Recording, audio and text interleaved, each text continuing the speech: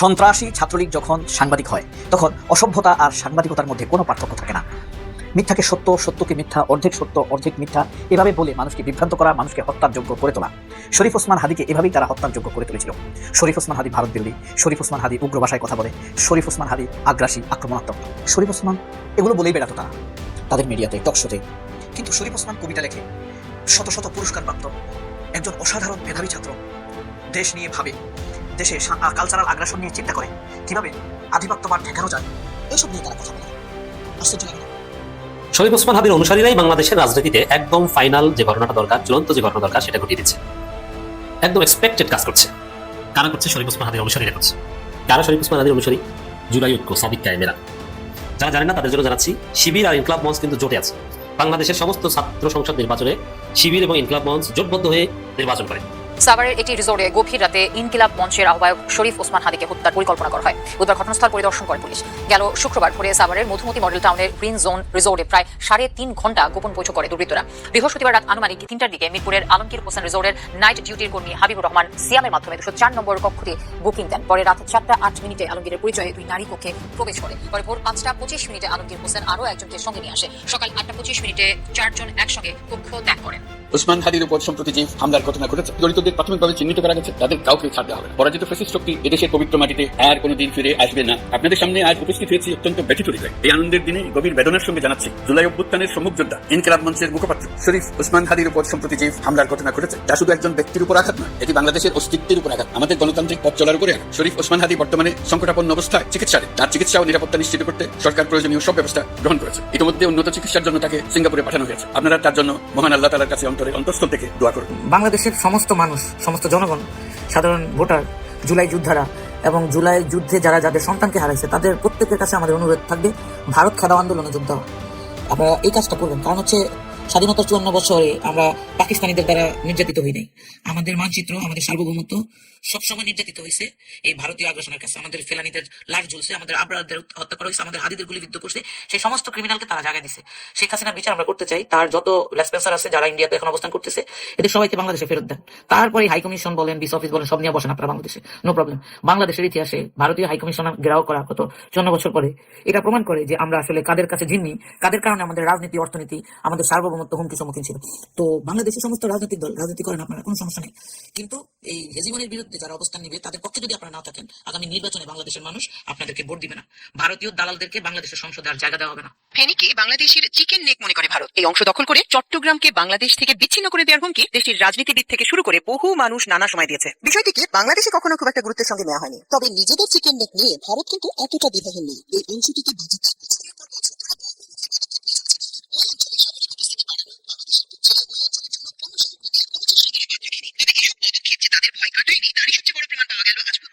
এই হাদিকেই কেন গুলি করা হলো? কে হাদিকে গুলি করছে? তার থেকে কেন গুলি করছে? প্রশ্নটা জরুরি।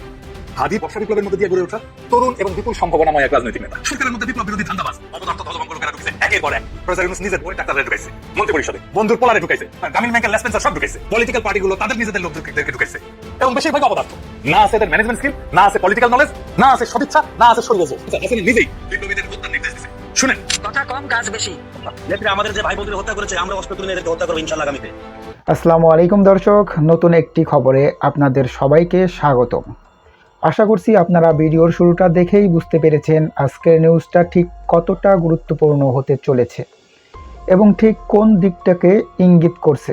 তাই বলবো দর্শক, যারা ভিডিওটি দেখতে শুরু করেছেন তারা অবশ্যই নিউজটি না টেনে সম্পূর্ণ মনোযোগ সহকারে দেখবেন, তাহলে এই বিষয় সম্পর্কে আসল তথ্যগুলো জানতে বা বুঝতে পারবেন। তো প্রিয় দর্শক, আমি আর কথা বাড়াবো না। ভিডিওর শুরুতে আপনাদের যেই ভিডিওগুলোর অংশবিশেষ দেখিয়ে শুরু করেছিলাম, সেই ভিডিওগুলোর বিস্তারিত আলোচনা দেখব।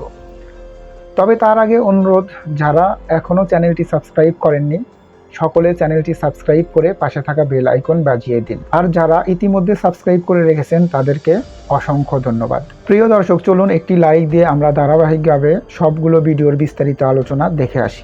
কুকুরের জন্য তাদের দরদ উপচে পড়ে, শরীফ ওসমান হাদির জন্য তাদের দরদ লাগে না। সীমান্তে মানুষ মেরে ফেলে, তাদের জন্য কোনো দরদ লাগে না। গতকাল ডাক্তার শফিক, একটা রাজনৈতিক দলের নেতা, জামায়াতের নেতা, সে বড় একটা জনসমাবেশে বক্তৃতা দিয়েছে তার দলের নেতাকর্মীদের উদ্দেশ্যে। সেখানে সে কি বলেছে? যে আওয়ামী লীগ তিন স্টাইলে তিনবার ক্ষমতায় এসেছে। 1972 সালের 10 জানুয়ারি থেকে 75 15 আগস্ট, 1996 সাল থেকে 2000, এরপরে 2008। 72 সালে তারা যে ফ্যাসিবাদী দুর্ভিক্ষ, ইলেকশন রিগিং এসব কায়েম করেছিল, যে ফ্যাসিস্ট তৈরি হয়েছিল, এর জন্য 15 আগস্ট ঘটেছে। যারা শেখ মুজিবকে মেরেছে তারা এক একজন বড় বড় মুক্তিযোদ্ধা, উপাধিপ্রাপ্ত মুক্তিযোদ্ধা, রশিদ, ফারুক, হামিদ। এরপরে 96-তে এসে শেখ হাসিনা তসবি নিয়ে মাথায় পট্টি বেঁধে মানুষের কাছে ক্ষমা চেয়েছে। জামায়াতের আমির এই কথাটা বলেছে যে শেখ হাসিনা বলেছে আমাদেরকে মাফ করে দেন। আর এই কথাকে বিকৃত করে এখনকার টেলিভিশন গ্লোবাল টিভিতে সাইদ খান নামের এক তথাকথিত সাবেক ছাত্রলীগ নেতা, সন্ত্রাসী ছাত্রলীগ নেতা, এখন সাংবাদিক, সে বলছে জামায়াত নাকি ক্ষমা চাইছে। কয়েক সেকেন্ডে আপনাদেরকে তার কথাটি একটু শোনাই, জাস্ট একটু শুনুন। তারা আজকে জামাত ইসলামী, খোলামেলাই বলি, জামাত ইসলামী প্রকাশ্যেই সমাবেশ করে বলেছে যে তারা ভালো হয়ে গেছে এবং 71-এ জুলুম অত্যাচারের জন্য তারা নিঃশর্ত ক্ষমা চেয়েছে। কিন্তু আসলে যদি এটা তারা স্বীকার করে তাহলে সেই গণহত্যা কি হবে? তাই কি না, যদি স্বীকার করে তাহলে তো গণহত্যা দায় তাদেরকে দিতেই হবে। দেখছেন মাস্টারিজম কোন লেভেলের হতে পারে, ইতর কোন লেভেলের পর্যায়ে হতে পারে। এই টেলিভিশনটার ঊর্ধ্বতন কর্মকর্তা কে জানেন? নাজনীন মুন্নি, আরেক টাউন, বৈতাল, অন্ধকার গলির মহিলা। নাইলে কোন নৈতিক মানুষ এত মিথ্যা কথা বলতে পারে? দেখেন সাংবাদিকতার মুখোশ পরে সন্ত্রাসী ছাত্রলীগ কিভাবে ঘাপটি মেরে টেলিভিশন স্টেশনগুলোতে বসে আছে। বর্তমানে 2টা টেলিভিশনে মুখোশ পরে এরা বসে আছে সবচাইতে বেশি। একটা হলো চ্যানেল 1,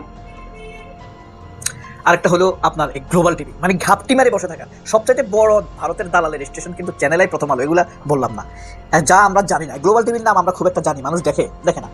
এখানে বসে আছে পুরো, কিন্তু যত সাংবাদিকের অনৈতিকতার কারণে চুরির দায়ে চাকরি যায়, সবাই গ্লোবাল টিভিতে চাকরি হয়। আর 71 টিভিতে যাদেরকে বের করে দেওয়া হয়েছে সবগুলারে চাকরি দিয়েছে চ্যানেল 1, তারেক রহমানের চ্যানেল বলতে পারেন, অথবা গিয়াসউদ্দিন আল মামুন তার চ্যানেল, সবগুলারে চাকরি দিয়েছে তারা। এই বদমাইশে প্রশ্ন করতেছে যে আমরা ভালো হয়ে গেছি, এটা নাকি শফিকুর রহমান বলছে। শফিকুর রহমানের কথাটা আপনাদের একটু শুনি। এখন কথা এই বলছে কে? তার নাম হলো আব্দুল সালাম, বিএনপির প্রধানমন্ত্রীর উপদেষ্টা। এইসব লেভেলের নেতারা কোন সমাবেশে বক্তৃতা পুরো শুনে, তার উপরে ডাক্তার শফিকুর রহমানের কথা এই বদমাইশে পুরো শুনছে। শোনার পরে তার উচিত ছিল শুধরে দেওয়া, যে তুমি ঠিক বলো নাই। এ আবার বলতেছে কি হ্যাঁ দায় তাদেরকে নিতে হবে। এই সাংবাদিকদের জন্য আপনি কি করবেন? এর জন্য আর এর বস নাজনীন মুন্নির জন্য কি করবেন? 10 টাকার একটা ডিম রাখতে পারেন, রাস্তার বালু রাখতে পারেন, অথবা জুতা, ছেঁড়া জুতা একটা পলিথিনে রাখতে পারেন। দেখলে ডাইরেক্ট মারতে পারেন জুতা, অথবা দূর থেকেও মারতে পারেন। আর ডিম যদি আপনার হাত ঠিক থাকে, নিশানা ঠিক থাকে, তাহলে ডিম দূর থেকে মারবেন, পিছে যাতে না পড়ে, মুখে যাতে পড়ে, ঠিক আছে? মরবে না ডিম মারলে। এটা হলো ক্ষোভ প্রকাশ করানো, গণতান্ত্রিক ক্ষোভ প্রকাশ যাকে বলে, ঠিক আছে? আপনাদের মনে আছে নিশ্চয়ই এই আক্তার যখন আমেরিকা গিয়েছিল, এনসিপির মহাসচিব বা সদস্য সচিব, তখন তাকে ডিম মারা হয়েছিল, তাসনিম জারাকে ডিম মারা হয়েছিল। এটা ডিম মারতে পারেন আপনারা, আমেরিকাতেও ডিম মারার জন্য কিন্তু তেমন একটা তাদের শাস্তি হয় নাই। তো এই সাংবাদিকদেরকে আপনি এবার আমরা একটু দেখাই আপনাদেরকে আসলে শফিক কি বলছে। এই যে শুনেন আসলে শফিক কি বলছে, ডাক্তার শফিকুর রহমান। 96 সালে ক্ষমতায় আসার আগে হাত জোড় করে তারা জনগণের কাছে ক্ষমা চেয়েছে। অতীতে আমাদের দল বাংলাদেশের জনগণের সাথে যে অন্যায় আচরণ করেছে, যে জুলুম করেছে, আমরা বিনা শর্তে মাপ চাই। একটিবারের জন্য আমাদেরকে আপনারা ক্ষমতায় দিন, আমরা ভালো হয়ে গেছি, এখন দেশের জন্য ভালো কিছু করতে চাই। হাতে তসবি ছিল, মাথায় ঘুমটা ছিল। জনগণ সহজ সরল ভাবে ধারণা করেছিল তাদের মানসিকতার পরিবর্তন হয়েছে, কিন্তু না, যখনই তারা মসনদে বসলেন তারা আপন রূপে আত্মপ্রকাশ করলেন। চট্টগ্রামে গিয়ে বলেছিলেন, চট্টগ্রামের নেতাদেরকে তিরস্কার করে একটা হত্যাকাণ্ডের ঘটনাকে কেন্দ্র করে দেখেছেন, তিনি বলেছে 96 সালে ক্ষমতায় আসার আগে হাত জোড় করে ক্ষমা চেয়েছিল, আমরা ভালো হয়ে গেছি, আমাদেরকে মাফ করে দেন। কার কথা বলছে? শেখ হাসিনা মাথায় পট্টি বেঁধে থাকতো, হাতে তসবি থাকতো। তৎকালীন প্রধানমন্ত্রী ক্ষমতায় আসার পর দেশকে আবারও লাশে ভরিয়ে দিয়েছেন। তারপরে কি বলেছেন? চট্টগ্রামে গিয়ে তিনি বলেছেন তোমরা কি হাতে চুরি পরে বসে থাকো, একটি লাশের বদলে 10টি লাশ পড়বে। এই বক্তব্যটা দিয়েছেন। এই বক্তব্যটাকে বিকৃত করেছে কে? এই গ্লোবাল টিভি। শুধু গ্লোবাল টিভি করে নাই, এটা ইনকিলাব করেছে, চ্যানেল 24 করেছে, প্রথম আলোর ডিজিটাল ভার্সনে করেছে ইউটিউবে, তারপর বিজনেস স্ট্যান্ডার্ড করেছে, জাগো নিউজ করেছে, ইনকিলাব করেছে, বিডি নিউজ করেছে, বাংলা নিউজ করেছে, এবং নিউজ 24 এটা করেছে। তবে ইনকিলাব এটার জন্য দুঃখ প্রকাশ করেছে, কিন্তু ক্ষমা চায়নি। দেখেন মিথ্যা, নাজনীন মুন্নির শিষ্য এরা। নাজনীন মুন্নি এক বেয়াদব, অমানুষ। কুকুরের জন্য কাঁদে, সীমান্তে মানুষ মারা গেলে তাদের মায়া লাগে না। জয় মামুন নামের মতো একটা ছাত্রলীগের পান্ডাকে অ্যারেস্ট করছে নির্দিষ্ট কারণে। ডক্টর ইউনূসের গ্রামীণ ব্যাংকে হামলা করার উস্কানি দিয়েছে, ডক্টর ইউনূসের বাড়িতে হামলা করার উস্কানি দিয়েছে, এসব কারণে তাকে অ্যারেস্ট করেছে। এরা বলছে এই সাংবাদিককে অ্যারেস্ট করা যাবে না। অ্যারেস্ট করছে একটা সন্ত্রাসীকে, হামলার উস্কানিদাতাকে। আর নাজনীন মুন্নি বলছে এখানে হামলা করা যাবে না। এটা নিয়ে টকশো করছে, খালেদ মহিউদ্দিন টকশো করছে, নাজনীন মুন্নি করছে। কিন্তু এই যে সীমান্তে দুইটা মানুষ মেরে ফেলছে, ওসমান হাদিকে অ্যাটেম্প টু মার্ডার, মৃত্যুর মুখোমুখি দাঁড় করিয়ে দিয়েছে, এদের মায়া লাগে না, একটা টকশো করেনি। আল্লাহ হাফেজ, আসসালামু আলাইকুম। শরীফ ওসমান হাদির অনুসারীরাই বাংলাদেশের রাজনীতিতে একদম ফাইনাল যে ঘটনাটা দরকার, চূড়ান্ত যে ঘটনা দরকার, সেটা ঘটিয়ে দিচ্ছে। একদম এক্সপেক্টেড কাজ করছে। কারা করছে? শরীফ ওসমান হাদির অনুসারীরা করছে। কারা শরীফ ওসমান হাদির অনুসারী? জুলাই ঐক্য, সাদিক কায়েমেরা। যারা জানেন না তাদের জন্য জানাচ্ছি, শিবির আর ইনকলাব মঞ্চ কিন্তু জোটে আছে। বাংলাদেশের সমস্ত ছাত্র সংসদ নির্বাচনে শিবির এবং ইনকলাব মঞ্চ জোটবদ্ধ হয়ে নির্বাচন করে। শিবিরের প্যানেলে ইনকলাব মঞ্চের প্রার্থী প্রতিনিধি থাকে, এর মানে জোট, শিবির ইনকলাব মঞ্চ ঐক্য জোট।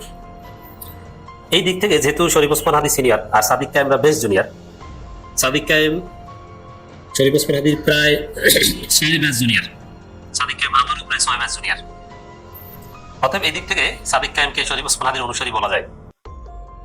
আর জুলাই ঐক্য, এই এবি জুবাইর, মোসাদ্দেক, এরা সবাই শরীফ ওসমান হাদি। এখন আমি শরীফ ওসমান হাদির অনুসারী, বাংলাদেশ শরীফ ওসমান হাদির অনুসারী।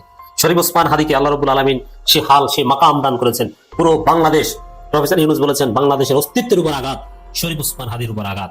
অতএব শরীফ ওসমান হাদির অনুসারী আমরা সবাই, ইউনূস শরীফ ওসমান হাদির অনুসারী। অতএব তারা আজকে রাজনীতিতে সবচেয়ে জরুরি পয়েন্ট, এটা না করতে পারলে বাংলাদেশের রাজনীতি শান্তি হবে না। কোনটা? ভারতকে শায়েস্তা করতে হবে। হাসিনা পালিয়েছে, কিন্তু ভারত এখনো খেলছে। ইন্ডিয়ান দূতাবাস বন্ধ করে দিতে হবে। এটা না করতে পারলে বাংলাদেশে শান্তি আসবে না। আমরা ভারতের সাথে ন্যায্যতার ভিত্তিতে সম্পর্ক চাই, কিন্তু সেই সম্পর্ক নতুন ভাবে স্টার্ট করতে হবে। তার আগে মিনিমাম কয়েক মাসের জন্য হলেও ভারতের দূতাবাস বন্ধ করে দেওয়া জরুরি।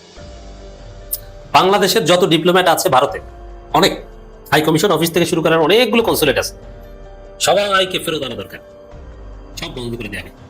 আর যারা বাংলাদেশে নিযুক্ত আছে ভারতের ডিপ্লোম্যাট, তাদেরকে লাথি দিয়ে বের করে দেওয়া হোক। তারপরে বাংলাদেশের জনগণ, এই শরীফ ওসমান হাদির অনুসারীরা দেখেন, যেহেতু ডিপ্লোম্যাটদের নিরাপত্তা দেওয়ার ক্ষেত্রে আন্তর্জাতিক আইন রয়েছে, Vienna convention on diplomatic relations 1971 এর ক্ষেত্রে 1962 সম্ভবত বাধ্যবাধকতা রয়েছে। এ কারণে আগে তাদেরকে ফেরত নেওয়ার ব্যবস্থা করা হোক, পাঠিয়ে দেওয়া হোক। তারপরে প্রতীকীভাবে হলো ভারতীয় দূতাবাসের ইট এক একটা যদি জনগণ খুলে আনতে পারে, একটা ইতিহাস কায়েম হবে, একটা অধ্যায় রচিত হবে যে অন্য দেশে খবরদারি করা, হেজিমনি কায়েম করা, তার পরিণতি ওই দেশের দূতাবাসের ইট খুলে নেয় জনগণ। এটা করতে হবে আমাদেরকে। বিএনপি এখন ভারতকে বাঁচাতে, বাংলাদেশে ভারতকে রক্ষা করতে চেষ্টা করছে না, বিএনপি সব প্ল্যান ব্যর্থ হচ্ছে। আজকে আপনারা দেখছেন যে ভারতীয় দূতাবাস অভিমুখে জুলাই ঐক্যের যে march to Indian high commission, এটা পুরো সাউথ ব্লককে নাড়িয়ে দিয়েছে, মোদীকে নাড়িয়ে দিয়েছে, মোদীর গদি নড়ে গেছে এবং ভয় আছে। ওরা ভয়ে আইভ্যাক বন্ধ করেছে ফর দি টাইম বিং। শুধু আইভ্যাক না, তোমাদের দূতাবাস বন্ধ করে চলে যাও, সম্পর্ক বন্ধ করাটা জরুরি। তারপরে বিভিন্ন শর্ত দিয়ে নতুন ভাবে শুরু করলে তখন আর এটা থাকবে না, কিন্তু এই সম্পর্ক কন্টিনিউ করলে পুরোনো বিভিন্ন জরাজীর্ণ অনেক কিছু জড়িয়ে সামনের দিকে আসবে। একদম বন্ধ করে দেওয়া হোক, তারপরে শিক্ষা দেওয়া হোক, বাংলাদেশ নতুন ভাবে স্টার্ট করবে। আর ভারতের সাথে সম্পর্কের ক্ষেত্রে বাংলাদেশের জরুরত নেই, বিকল্প আছে। শুধু চীনের কাছে বলেন, এরা বিকল্প তৈরি করে দেবে। চীন কৃত্রিম চাল তৈরি করে দিতে পারে, কৃত্রিম চাঁদ তৈরি করতে পারে, আর ভারতের বিকল্প তৈরি করা চীনের জন্য 1-2 ব্যাপার। আপনার কি লাগবে? চীনে যারা গেছেন তারা জানেন, অনেকে তো জানেন না চীন যে কতটা উন্নত, কতটা সমৃদ্ধ। আজকে ঢাকা শহরের ট্রাফিক ব্যবস্থাপনা চীনের কাছে দিয়ে দেন, একদম যানজট মুক্ত করে দিবে, একদম না মোটামুটি নিয়ন্ত্রণের মধ্যে এনে দিবে। যানজট চীনের কিছু কিছু জায়গায় আছে, অপরাধ মুক্ত করে দিবে। চীনের কোথাও কিছু হারিয়ে গেলে মুহূর্তের মধ্যে তারা, একটা সুজ যদি হারিয়ে যায় ওটা তারা বের করে দিবে, এটা পারবে তারা। তো দর্শক, খবর, পুলিশি ব্যারিকেডে আটকে সমাবেশের রূপ নিল march to Indian high commission. হ্যাঁ, এখানে পুলিশ ব্যারিকেড দেবে, ইটস এক্সপেক্টেড। এবং এখন পর্যন্ত পুলিশ ব্যারিকেড ভেঙে যে ইন্ডিয়ান হাই কমিশনের ইট খুলে আনতে যাবে, এটা আমরা বলছি না। আগে ওদেরকে সরিয়ে দেওয়া হোক, ওদেরকে বলা হোক যে আমরা তোমাদের সাথে কূটনৈতিক সম্পর্ক চাই না, অথবা এটা বাংলাদেশের মর্যাদা রক্ষায় ষড়যন্ত্রের অভিযোগ তুলে, গণহত্যাকারীদের আশ্রয় দেওয়ার অভিযোগ তুলে সারা পৃথিবীকে জানিয়ে ইউনূস ভারতের সমস্ত কূটনীতিকদেরকে বাংলাদেশ থেকে বহিষ্কার করুক। আলটিমেটাম দিতে 24 ঘন্টার মধ্যে সবাইকে ফেরত দিন, আপনারা চলে যান।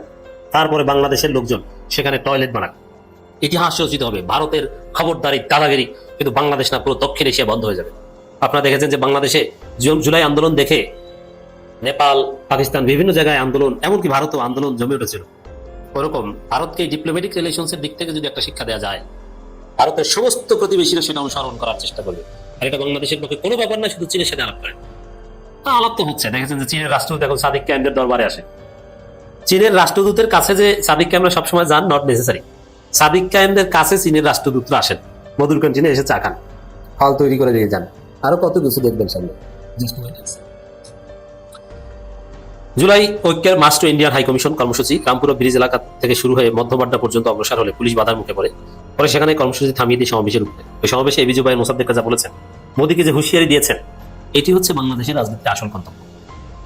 এবি জুবাইর মোসাদ্দেক যা বলেছেন, ওইটা বাস্তবায়ন করতে পারলেই বাংলাদেশ পুরোপুরি স্বাধীন হবে, বাংলাদেশ সিঙ্গাপুর দক্ষিণ কোরিয়া হবে। জনগণ যাকে ভোট দেবে সে নির্বাচিত হবে, চাঁদাবাজ মুক্ত বাংলাদেশ কায়েম হবে, নইলে ইন্ডিয়া ঝামেলা করবেই। এখন আমি সমস্ত জামাতের আমিরের বক্তব্যের চাইতে আমি এখন এবি জুবাইর মোসাদ্দেকের কথার গুরুত্ব বেশি দিই, সাদিক কায়েমদের কথার গুরুত্ব বেশি দিই। কারণ সাদিক কায়েমরা বলেছে যে ডিপ্লোম্যাটিক সম্পর্ক প্রয়োজনে স্থগিত করতে হবে, কন্ডিশনাল। অতএব বিএনপি তো সরাসরি ভারতের দালালি করছে, জামাত অনেক ক্ষেত্রে কৌশলগত চুপ। যদিও জামাত ভারতের আধিপত্যবাদের বিরুদ্ধে যথেষ্ট সোচ্চার, কিন্তু রাজনৈতিক দলের পক্ষে জুলাইকের মতো এতটা সিরিয়াস হওয়া সম্ভব নয়। এই কারণে শরীফ ওসমান হাদির রক্তের বিনিময়ে, শরীফ ওসমান হাদি যেহেতু শহীদ হবেন, শরীফ ওসমান হাদির শাহাদাতের বিনিময়ে বাংলাদেশ ভারতের আধিপত্যবাদ মুক্ত হবে। শরীফ ওসমান হাদির শাহাদাতের সাথে সাথে বাংলাদেশ গড়ে উঠবে। ইন্ডিয়ান হাই কমিশন অফিসের ইট খুলে আনবে তরুণরা, সেই উদ্যোগ নেওয়া হবে। শরীফ ওসমান হাদির রক্ত বাংলাদেশের 54 বছরের গোলামীর জিঞ্জির এই রক্তের মাধ্যমে ছিন্ন হয়ে যাবে। আমাদের দর্শক, শরীফ ওসমান হাদির অনুসারীরাই এখন বিএনপির সব প্ল্যান ব্যর্থ করে ভারতকে বাংলাদেশ ছাড়া করবে। জানেন না, তাদের জ্ঞাতার্থে জানাচ্ছি যে উসমান হাদি সিঙ্গাপুরে আল্লাহর রহমতে বেটার। তার ভাইয়ের একটা স্টেটমেন্ট আমরা দেখছি বা অনেকেই দেখছেন, তার শারীরিক অবস্থার উন্নতি হচ্ছে আল্লাহর রহমতে, আল্লাহর কারিশমায়। উসমান হাদি হয়তো আমাদের কাছে ফেরত আসবেন খুব সহি সালামত, একটু সময় লাগবে। ভালো ট্রিটমেন্ট হচ্ছে, ট্রিটমেন্ট সরকার করাচ্ছে, সেটাও আপনারা জানেন। আমরা সরকারের কাছে কৃতজ্ঞ যে এমন একটা হাদির জন্য সরকার কিছু করতে পারা, তারই মনে করি সরকারও কৃতজ্ঞ হয়ে গেছেন। কিন্তু উসমান হাদির সেই খুনির খবর কি? সেই খুনিকে নিয়ে তো এখনো আলোচনার মানে এত শাখা গজাচ্ছে যে কোনটা রেখে কোনটা আপনি বিশ্বাস করবেন, কার কথা শুনবেন, কার কথা শুনবেন না। তবে আমরা যদি পুলিশের বরাত দিয়ে কথা বলি, তাহলে পুলিশের কাছ থেকে যেটা শুনেছি সেটা হলো লেটেস্ট নিউজের মধ্যে নতুন নিউজ আছে, 2টা বা 3টা নতুন নিউজ আছে। যেমন উসমান এই ফয়সালের আব্বা মিস্টার হুমায়ুনকে তারা ধরেছেন, এবং ফয়সালের বোন আগারগাঁয়ে একটা বাসায় থাকতো, সেখানে লেগে ফয়সাল খুনের পরে গিয়েছিল, বোনকে অ্যারেস্ট করছে। বোনের বাড়ির পাশে একটা ছোট্ট পুকুর থেকে সেই অস্ত্রটা উদ্ধার করা হয়েছে, যে অস্ত্র দিয়ে সে গুলি করেছিল। এছাড়া ওই যে হান্নান, যে মোটর বাইকের মালিক, যে প্রথম থেকে বলতেছিল পুলিশকে যে আমাকে সেই মোটরসাইকেলের শোরুমে নিয়ে যান, তাহলে আপনার মোটরসাইকেল কার সমস্ত কিছু জানতে পারবেন। পুলিশ বা র্যাব তখন পাত্তা দেয়নি, তারা মোটরসাইকেলের শোরুমে নিয়ে যায়নি, কিন্তু সেটা আজকে উদ্ঘাটন হয়েছে। এই মোটরসাইকেলটা বেসিক্যালি কবিরের। কবিরকে চিনতে পারছেন তো? কবির হলো সেই দাঁত ভাঙ্গা কবির। এই কবিরকে নিয়ে ফয়সাল উসমান হাদির ইনকিলাব সেন্টারে গেছিল, সেই ছবিও আমরা দেখছি। এই কবিরকে অ্যারেস্ট করার পর মানে হান্নানের জবানবন্দি অনুযায়ী কাগজপত্রে দেখা গেছে মোটরসাইকেলটা কবিরের, বা কবির সেদিন চালাচ্ছিল না, সেদিন মোটরসাইকেল চালাচ্ছিল আলমগীর, আর শুট করেছে ফয়সাল পিছনে বসে। এখন ফয়সাল আর আলমগীর কোথায়, এইটা নিয়ে আলোচনা।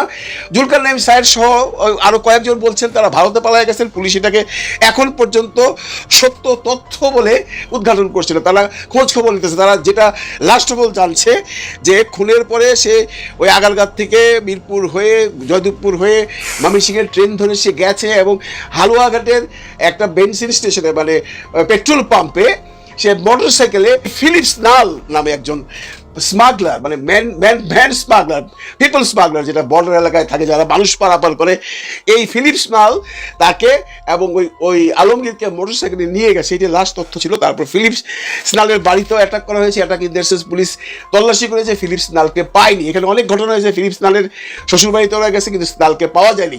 ফিলিপস নালকে পাওয়া গেলে মোটামুটি আমরা কনফার্ম হইতে পারবো সে আদৌ ইন্ডিয়াতে ফিলিপস নাল তাকে পার করছে কিনা।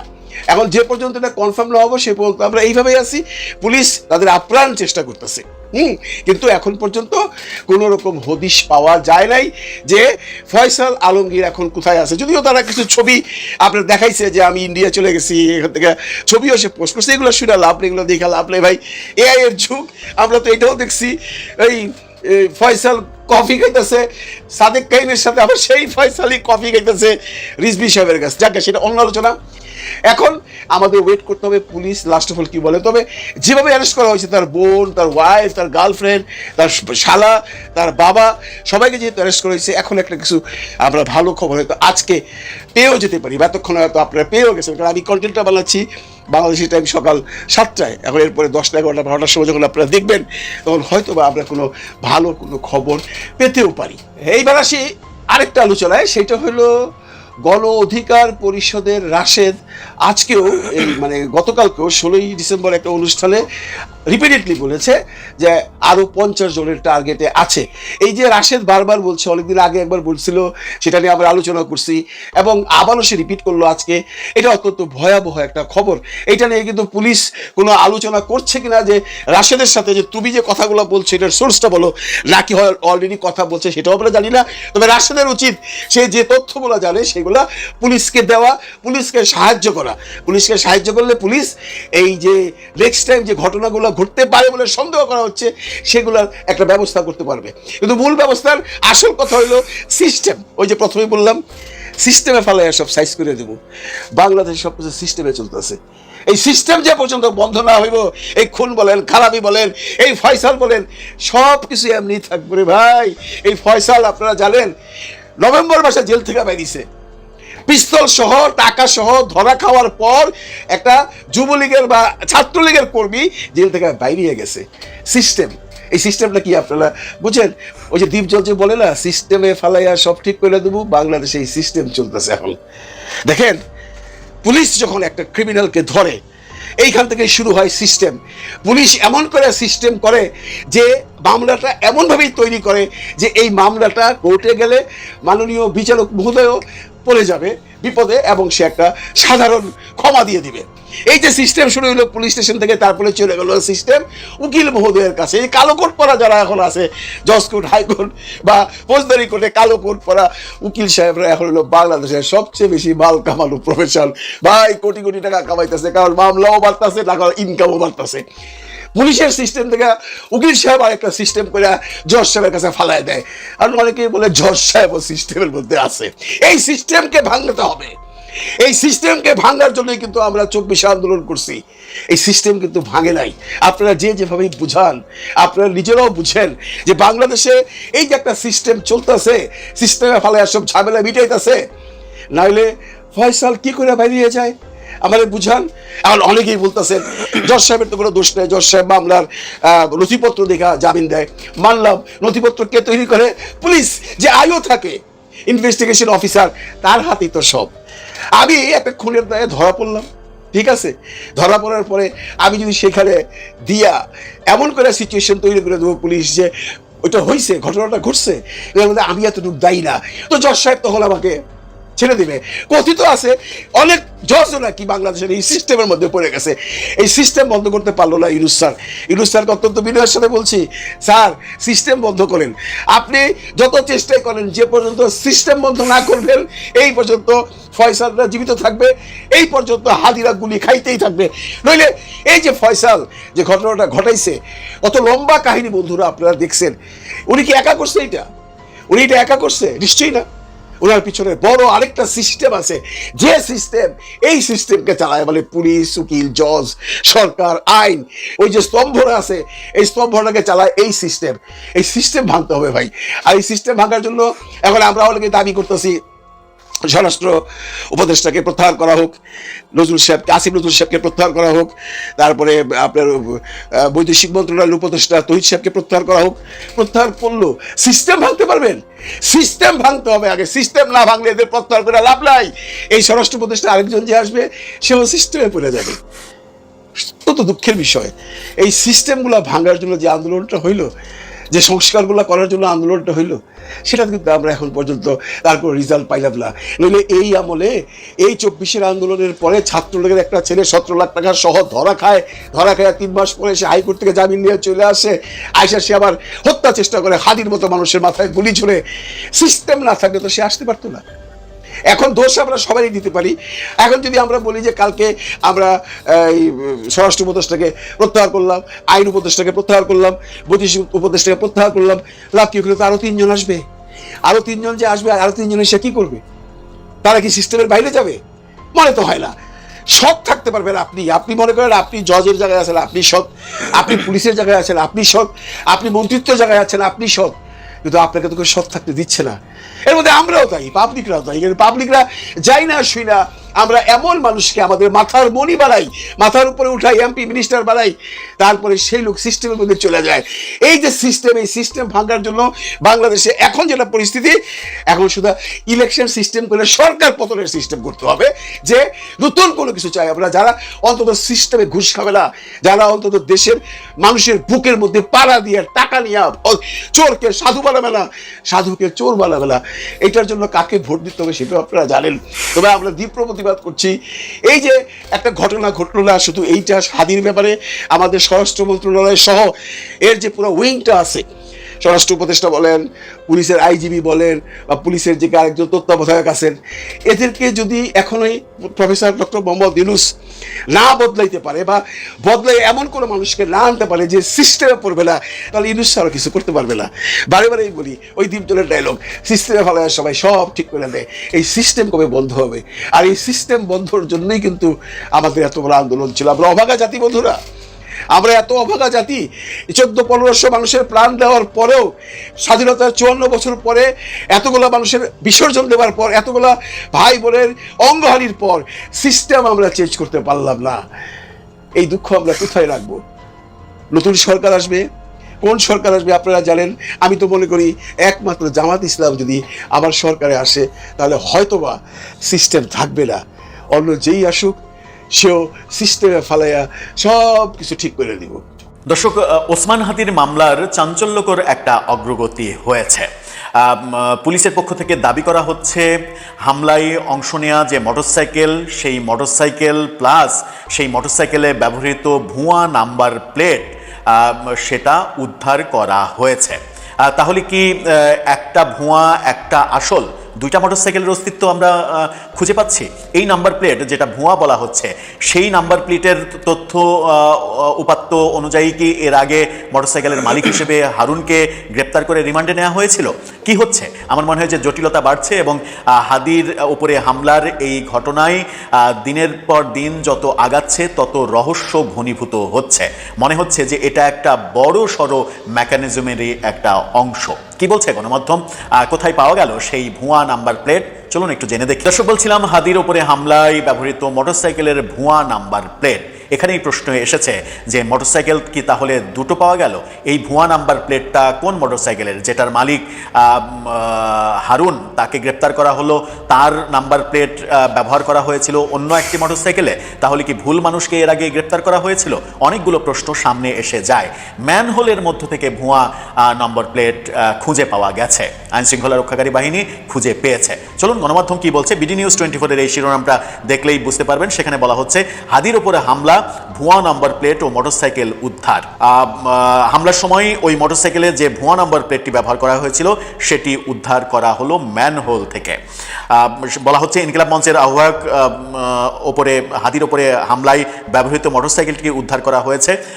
হামলার সময় ওই মোটরসাইকেলে যে ভুয়া নাম্বার প্লেট ব্যবহার করা হয়েছিল সেটা ম্যানহোলের ভিতর থেকে নাম্বার প্লেটটা উদ্ধার করা হয়েছে। আজকে এক সংবাদ বিজ্ঞপ্তিতে ঢাকা মহানগর পুলিশ এটা জানিয়েছে। জুলাই অভ্যুত্থান এবং আওয়ামী লীগ নিষিদ্ধের আন্দোলনের মধ্য দিয়ে পরিচিত পাওয়া হাদি ঢাকা 8 আসনে নির্বাচন করতে চেয়েছিলেন। চলন্ত রিকশায় আক্রমণের ঘটনা ঘটল। যে মোটরসাইকেলটা উদ্ধার করা হয়েছে সেই মোটরসাইকেলের ছবিটা আপনারা দেখে নিতে পারেন। এই মোটরসাইকেলটা উদ্ধার করা হয়েছে। সিসিটিভি ফুটেজে ঠিক এই মোটরসাইকেলটাই দেখা গিয়েছিল কিনা সেটা বলতে পারবো না, হয়তো এটাই ছিল। সিসিটিভি ফুটেজে মোটরসাইকেলের ডান বাম পাশে যে কালার সেটা অনেকটা হলদেটে মনে হয়েছিল, কিন্তু এই মোটরসাইকেলের কালারটা একটু রেডিশ কালার মনে হচ্ছে। হতে পারে সিসিটিভি ফুটেজের কালার পিকচার রেজুলেশনের কারণে অন্যরকম মনে হতেই পারে, কিন্তু প্রশ্ন হচ্ছে যে ভুয়া নাম্বারটি উদ্ধার করা মোটরসাইকেল, হেলমেট ও ভুয়া নাম্বার প্লেটটি ডিবির কাছে হস্তান্তর করা হয়েছে সেটা বলা হয়েছে। পুলিশ বলছে যে মোটরসাইকেলটির মালিকানা শনাক্তে নিবিড়ভাবে তদন্ত করা হয়। হামলার ঘটনায় ব্যবহৃত মোটরসাইকেলটির প্রথম মালিক ছিলেন আব্দুর রহমান নামের এক ব্যক্তি, পরে শহীদুল, রাসেল, মার্কেট প্লেস, ওবায়দুল ইসলাম, আনারুল, ওবায়দুলের হাত ঘুরে শুভ নামের। দর্শক, আশা করি সবগুলো ভিডিওই আপনি মনোযোগ সহকারে দেখেছেন। সেই সাথে দর্শক, এই ভিডিওগুলো সম্পর্কিত যদি কোনো তথ্য বা মতামত থাকে তাহলে অবশ্যই কমেন্টস করে জানিয়ে দিন। এতক্ষণ সাথে থাকার জন্য ধন্যবাদ। আবার দেখা হবে আগামী ভিডিওতে কোনো নতুন টপিকস নিয়ে। সকলের সুস্বাস্থ্য কামনা করে বিদায় নিচ্ছি। আল্লাহ হাফেজ।